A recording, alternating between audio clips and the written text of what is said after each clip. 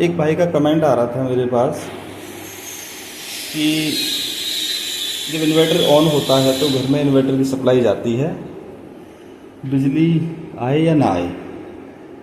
ठीक है, यदि बिजली आ रही है तब भी इन्वर्टर की सप्लाई जाती है, और जब बिजली आती है तो ये ग्रीन लाइट ऑन होती है या ब्लिंक करती रहती है, घर में सप्लाई नहीं देता। तो ये मैंने पहली वीडियो में बताया था उन्हें, शायद उन्होंने देखा नहीं है, मैं फिर आपको दिखाई दे रहा हूँ उसको।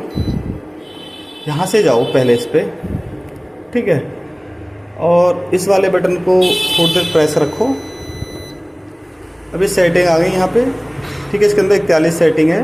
तो यहाँ से इस पे जाओ, ये टोटल देखो 41 दिख रही है, एक एक करके सारी सेटिंग होती हैं। तो ये सेटिंग अपने हिसाब से सेट करनी होती है। तो फिलहाल मैं उनको उसी सेटिंग के बारे में बता रहा हूँ। 3 नंबर पे जो सेटिंग है ये आउटपुट की है, इस पर जाओगे तो ये ब्लिंक करने लगेगा। अब यहाँ से इसको सेलेक्ट कर लेना इन बटनों से। तो आपके में जो भी और कोई सेलेक्ट है तो आप ये PU सेलेक्ट कर लेना, ठीक है। इस पर आपका मतलब इन्वर्टर सही काम करेगा, ठीक है। और उसके बाद इसी को ओके करके वापस आ जाना, और 3 4 और एक बार इस 5 को भी PU कर लेना ऐसे ही। यदि समस्या सॉल्व नहीं होती है तो दोनों PU कर लेना। ये चार्जिंग वाला पॉइंट है।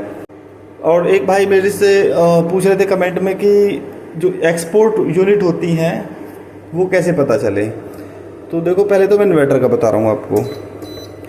इसमें जब नॉर्मली इन्वर्टर में तुम जब जाते हो, इसको पहली बार बटन दबाते हो तो ये डिस्प्ले आती है। जब इस पर ऊपर नीचे जाओगे तो यहाँ पे ये कुछ ऑप्शन आ रहे हैं। तो ये 10 ऑप्शन होते हैं, ठीक है, 11 होते हैं वैसे देखो। अब यहाँ पे जो 10वां नंबर है, इसमें टोटल कितनी यूनिट बनाई है इसने, ठीक है, और आज अभी तक कितनी बनाई है दिन में। तो ये जो यूनिट होती हैं ये केवल ये तो आज कितनी बनाई है, और इसने इन्वर्टर ने तब से लगा है तब से कितनी बनाई है इसने, ये 2 चीज़ दिखाता है। तो ये जो यूनिट है ये कभी भी जैसे इन्वर्टर को रीसेट करते हैं ना, तो ये 0 से चालू हो जाती है ये, ठीक है। और ये जो 2.5 यूनिट दिखा रहा है आज कितनी बनाई है, इसका भी टाइम कभी कभी आगे पीछे हो जाता है। ये पता ना कब से काउंट करने लग जाए।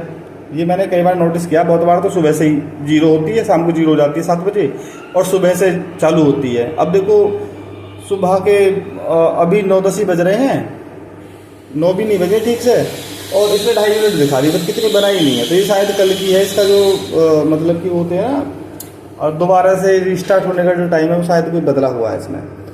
तो यहाँ से तो केवल ये 2 चीज़ पता चलती है कि आज कितनी बनाई है और टोटल कितनी बनी है। लेकिन ये इन्वर्टर कभी भी हम सेटिंग रीसेट करते तो हो जाता है 0, दोबारा से शुरू करता है।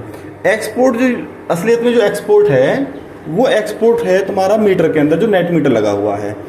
तो नेट मीटर में जब तुम देखोगे उसमें जैसे हमारी नॉर्मली रीडिंग आती है, ऐसे ही उसमें एक्सपोर्ट की रीडिंग चलती हैं, 1 से लेकर आगे को चलती जाती हैं।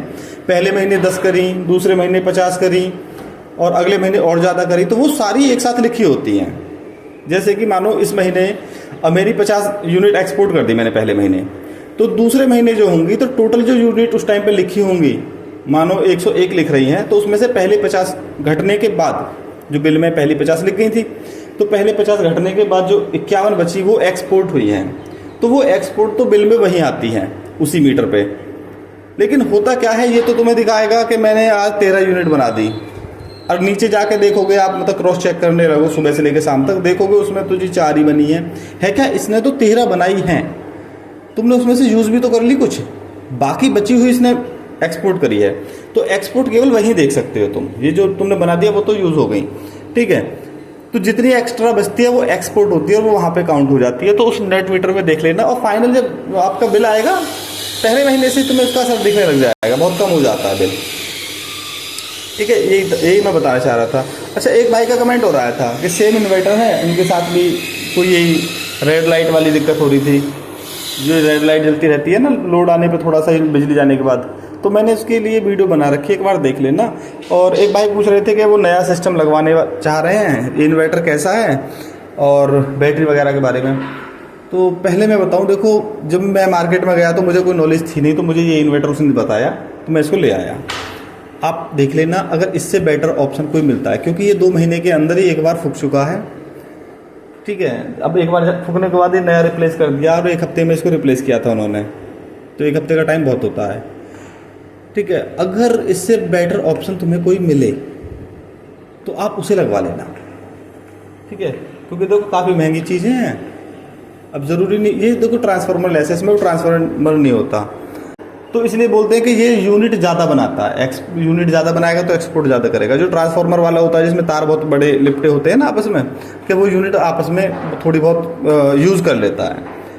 अगर वो तुम्हें सही रेट में मिले तो मेरा तो मानना शायद वही ज़्यादा बढ़िया है, क्योंकि उस पर एक तो क्या है कि वो ख़राब हो जाए तो उसे तुम्हारा जब तक गारंटी वारंटी में तब तो कोई दिक्कत ही नहीं है, लेकिन गारंटी वारंटी के बाद ख़राब होगा अगर, तो वो आसानी से कोई भी उसे मतलब कि रिपेयर कर देगा। और ये वाले जो इन्वर्टर हैं देखो, ये एक बार अगर गारंटी के बाद ख़राब हो गए तो शायद ये दोबारा रिपेयर भी होते हों या ना, अभी तक तो होते नहीं हैं।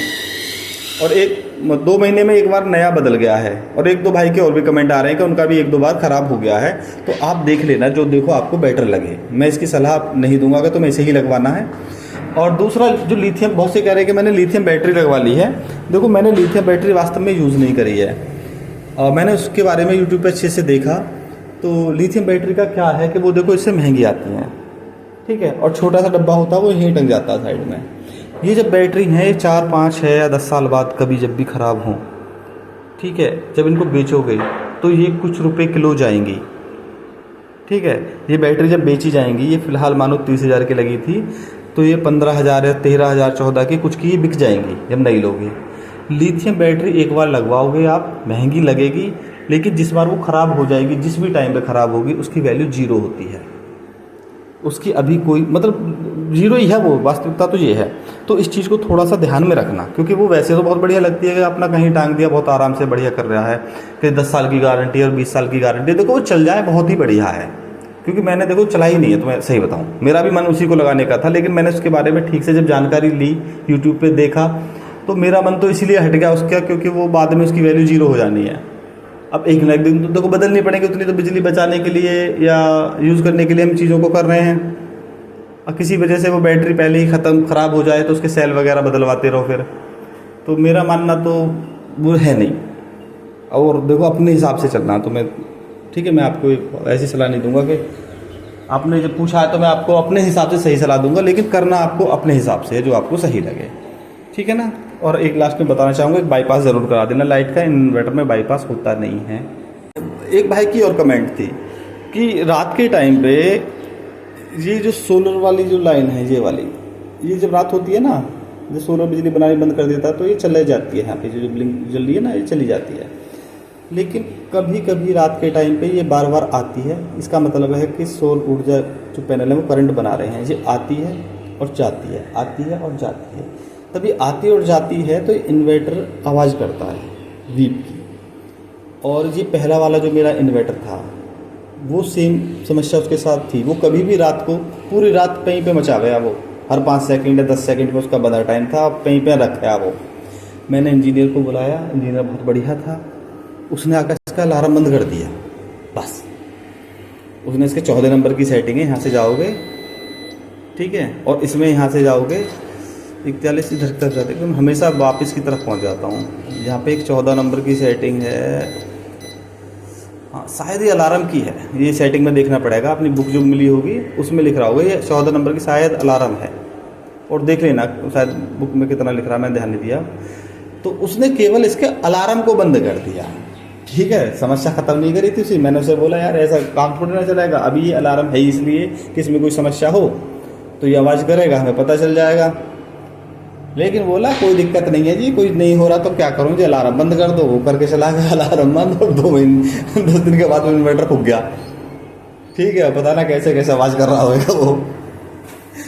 तो मेरा उनसे भाई से कहना है कि एक बार सेटिंग को इसकी रीसेट कर लेना इन्वर्टर को, और इंजीनियर को दिखा लेना। अगर वो अलार्म करता तो इंजीनियर को दिखा लेना, क्योंकि मेरे साथ समस्या थी और उसका समाधान हुआ नहीं था, इंजीनियर को हुआ नहीं था, तो मैं बताऊँ तो यही है कहना मेरा, ठीक है। और फिर भी हाँ, अगर ज़्यादा ही रात को ज़्यादा दिक्कत कर रहा है ना, तो तुम यहाँ से MCB गिर दिया करो रात के टाइम, तो अगर तुम्हें लग रहा है, क्योंकि पास में इन्वर्टर लग रहा है तो सोने में दिक्कत करता है वो, ये है समस्या सारी। तो तुम इन MCB को गिर दिया करो अगर गिर सकते हो बार बार। वैसे इनको ज़्यादा गिरना सही नहीं है, क्योंकि यहाँ बहुत हैवी करंट रहता है इनके बीच में, ठीक है। अगर वो इंजीनियर कर दे तो बहुत ही बढ़िया जी, ना करे अलार्म बंद करे तो जी देखो देख लेना, फूकेगा तो गारंटी में तो होगा ही तुम्हारा भी। ठीक है, ओके बाय।